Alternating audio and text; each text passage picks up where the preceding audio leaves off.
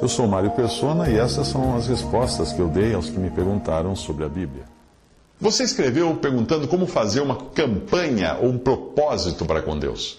Essas expressões como campanha, propósito, promessa, empenho, voto, etc., são jargões populares no mundo evangélico pentecostal. E pelo que entendi, essa campanha ou propósito seria algo como empenhar-se em fazer algo para Deus, mesmo sem parecer uma barganha, mas para ganhar alguma coisa em troca, o que acaba no final sendo a mesma coisa, será uma barganha. No mundo dos pregadores neopentecostais, onde esses termos são muito utilizados, é tudo na base do toma lá da cá. E Deus não passa de um talismã para dar sorte. E as pessoas tentam manipular Deus. Veja que audácia, não é? Talvez você alegue que na Bíblia nós temos exemplos de pessoas fazendo um propósito para com Deus. Sim, temos sim. Você encontra, por exemplo, Davi fazendo um propósito. A passagem diz assim: E disse Davi a Salomão, filho meu, quanto a mim, tive em meu coração o propósito de edificar uma casa ao nome do Senhor meu Deus.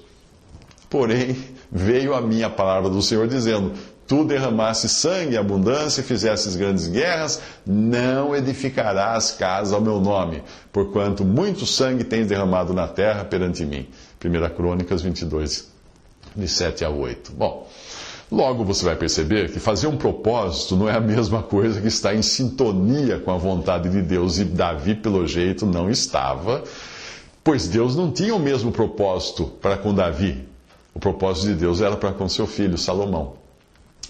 Eclesiastes 3 nos fala também de propósito como sendo um objetivo, e aí não necessariamente do crente, mas de todas as coisas desta vida. Lembre-se também de que o livro de Eclesiastes é uma espécie de confissão de Salomão, e mais voltado para o homem natural, que vive observando as coisas debaixo do sol. Expressão que é repetida várias vezes ao longo do livro, para mostrar que ele está falando das coisas da terra, desta vida, não das coisas eternas ou celestiais. Não é um livro que fale das coisas acima do sol, Eclesiastes, não. Ou seja, não fala das coisas celestiais. Jeremias, por sua vez, fala 6 vezes de propósito, porém como sendo o desejo de seguir o próprio coração em oposição à vontade de Deus, que era a condição do povo judeu de sua época. O povo judeu tinha um propósito de seguir o próprio coração. E esse propósito não mudou desde aquela época. Veja a passagem.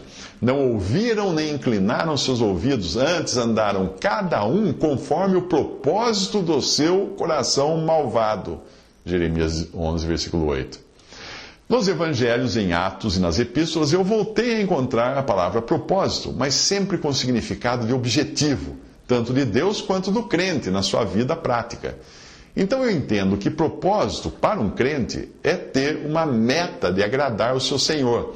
Nada a ver com promessa, voto ou barganha para colocar Deus na parede com promessas do tipo: se o Senhor fizer isso, eu prometo fazer aquilo. Ou então, eu vou fazer isso para deixar o Senhor constrangido a atender os meus caprichos. Ou como os pregadores estelionatários prometem: quanto mais dinheiro você der, mais Deus irá abençoar.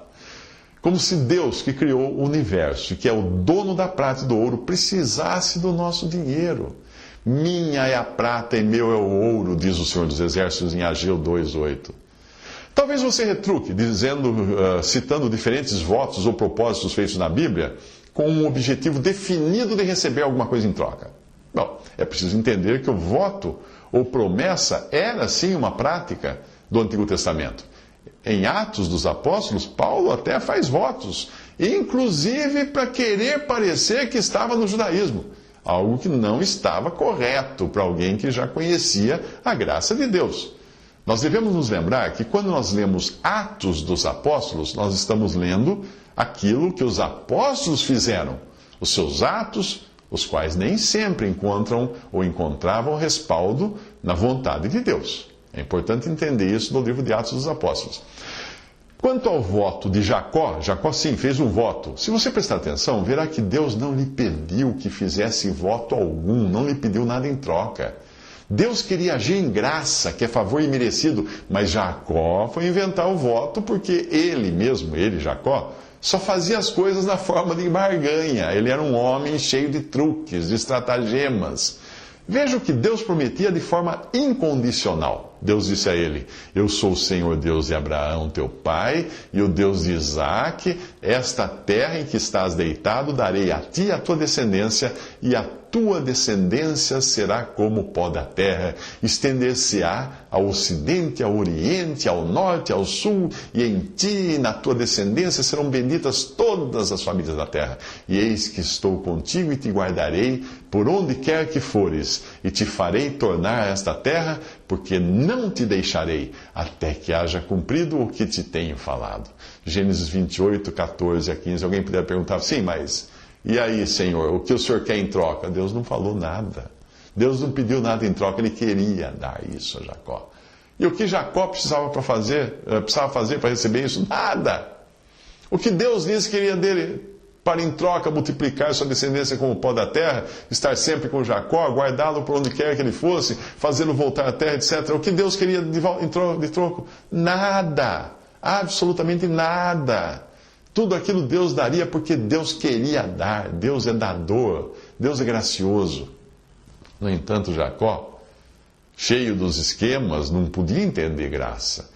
E ele responde à graça de Deus, incluindo na sua resposta uma condição, um se na história toda. Ele diz assim: Jacó fez um voto dizendo: se Deus for comigo, e se Deus me guardar nesta viagem que faço, e se Deus me der pão para comer e vestes para vestir, e se eu em paz tornar a casa de meu pai, o Senhor me será por Deus. E esta pedra que tenho posto por coluna será a casa de Deus. E de tudo quanto me deres, certamente eu darei o dízimo. Ah, Jacó, como isso é importante. Gênesis 28, de 20 a 22, Deus estava dando de mão beijada. Ele coloca condições para querer dizer que ele estava também participando disso. Portanto, esqueça essa ideia de fazer votos ou propósitos na tentativa de merecer de Deus algo em troca, de colocar Deus na parede e fazer ele ficar devedor de você. Não, confie na graça de Deus. Confie na graça. Uma mãe, o nenê nasce, o nenê acaba de nascer, procura o peito da mãe. O que a mãe fala para o nenê? Ah, não, você vai ter leite só se você fizer um voto, uma promessa, um propósito de ser um filho bom, de não chorar. Que isso? É graça. A mãe vai alimentá-lo por graça, ela não vai cobrar nada do seu filho. Não há nada que nós possamos dar a Deus que Ele já não tenha. Ore, suplique, peça quando precisar de algo, mas não queira fazer barganha com Deus. Deus é um Deus de graça, um Deus que ouve, escuta orações, que sabe muito bem o que é melhor para nós. E Ele saberá fazer as coisas da maneira dEle, no momento certo, onde Ele quiser fazer. Se você um dia creu em Jesus como seu Salvador e confessou a Ele como seu Senhor, eu não consigo imaginar um propósito maior do que esse que você já fez. Se você quer mesmo um propósito para o resto da sua vida aqui, experimente este. Portanto, ofereçamos sempre por Ele, por Cristo a Deus, sacrifício de louvor, isto é, o fruto dos lábios que confessa o seu nome, e não vos esqueçais da beneficência e comunicação, porque com tais sacrifícios Deus se agrada. Dá-me, filho meu, o teu coração. Hebreus 13, de 15 a 16 e Provérbios 23, 26. Veja que fruto nos fala de consequência, portanto, nem pensar em fazer algo para obrigar Deus a agir a seu favor. Orar é correto, barganhar não. Deixe a sua esposa descobrir que aquelas flores que você deu a ela tinha segundas intenções. Aí você vai entender a que eu estou me referindo, como é que Deus vê esses votos seus aí, sempre achando que para receber alguma coisa em troca. Talvez você reclame porque eu não falei nada sobre as conhecidas campanhas que são promovidas pelos estelionatários da fé. Mas eu acho que basta um pouco de inteligência e bom senso para perceber aonde eles querem chegar quando fazem campanha de sabonete, de sal, de azeite, de qualquer outra. Existe na web, existem sites que vendem sabonetes de campanha para igrejas por R$ 35 a unidade. Você acredita em negócio desse? Considerando que o mesmo sabonete custa no supermercado menos de R$2, já dá para você perceber que fazer campanha é um excelente negócio. E não fica nada a dever ao comércio de itens de superstição que existem em Aparecida do Norte.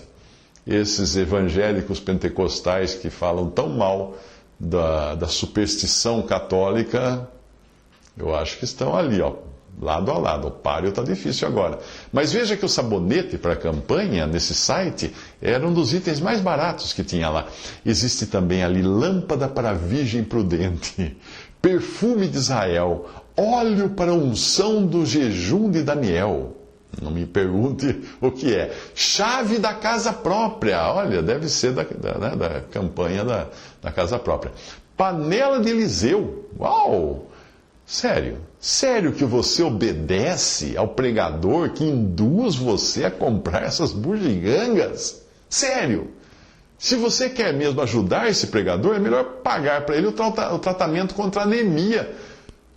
Porque alguém assim deve estar com problema de saúde. Se ele não fica vermelho quando diz para você fazer essas campanhas, ele deve estar com uma grave deficiência de glóbulos vermelhos.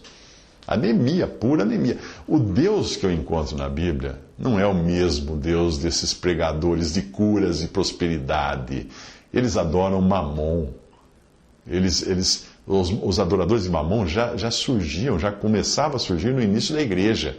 E contra eles, Paulo advertiu, Paulo escreveu, alertando os cristãos do seu tempo, de que esses homens eram inimigos da cruz de Cristo, cujo fim é a perdição, cujo Deus é o ventre, a barriga, e o estômago, e cuja glória é para a confusão deles, que só pensam nas coisas terrenas. Que coisas terrenas? Curas terrenas, carro importado, empresa, fazenda, dinheiro, avião a jato. Filipenses 3, 18 e 19. Só pensam nas coisas terrenas. A descrição mais exata para pessoas que enganam incautos com essas campanhas é aquela mostrada na passagem que eu vou ler a seguir da Epístola de Judas. Preste atenção. Está falando desse tipo de gente. Ai deles, porque entraram pelo caminho de Caim e foram levados pelo engano do prêmio de Balaão, e pereceram na contradição de Coré. Estes são manchas em vossas festas de amor, banqueteando-se convosco, apacentando-se a si mesmos, sem temor. São nuvens sem água, levadas pelos ventos de uma para outra parte. São como árvores murchas, infrutíferas, 2 vezes mortas, desarraigadas, ondas impetuosas do mar que escumam as suas mesmas abominações, suas sujeiras. Estrelas errantes, para os quais está eternamente reservada a negrura das trevas. E destes profetizou também Enoque, o 7º depois de Adão, dizendo: Eis que é vindo o Senhor com milhares de seus santos, para fazer juízo contra todos e condenar dentre eles todos os ímpios por todas as suas obras de impiedade que impiamente cometeram, e por todas as duras palavras que ímpios pecadores disseram contra ele, contra o Senhor. Estes são murmuradores, queixosos da sua sorte, andando segundo as suas próprias concupiscências, e cuja boca diz coisas muito arrogantes, admirando as pessoas por causa do interesse, porque são ricas. Mas vós, amados, lembrai-vos das palavras que vos foram preditas pelos apóstolos de nosso Senhor Jesus Cristo, os quais vos diziam que nos últimos tempos haveria escarnecedores que andariam segundo as suas ímpias concupiscências, ou desejos extremos. Estes são os que causam divisões sensuais, ou seja, que andam segundo os próprios sentidos, que não têm o Espírito. Mas vós, amados, edificando-vos a vós mesmos sobre a vossa santíssima fé, orando no Espírito Santo, conservai-vos a vós mesmos no amor de Deus, esperando a misericórdia de nosso Senhor Jesus Cristo para a vida eterna. Judas 1, de 11 ao 21. Visite respondi.com.br. Visite 3minutos.net.